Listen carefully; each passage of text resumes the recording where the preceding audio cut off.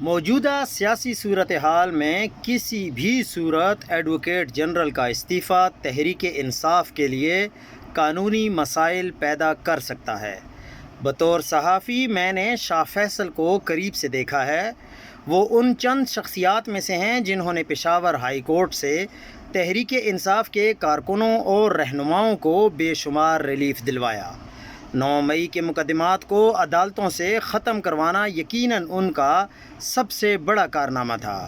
Advocate general office Peshawar مشکل ترین وقت میں تحریک انصاف کے لیے ایک محفوظ قانونی مورچہ ثابت ہوا، لہٰذا اس وقت ضروری ہے کہ نئے وزیر اعلیٰ کے منتخب ہونے کا انتظار کیا جائے، کیونکہ قانون دان کے مطابق اور قانون کے مطابق موجودہ ایڈوکیٹ جنرل اپنی ذمہ داریاں جاری رکھ سکتے ہیں۔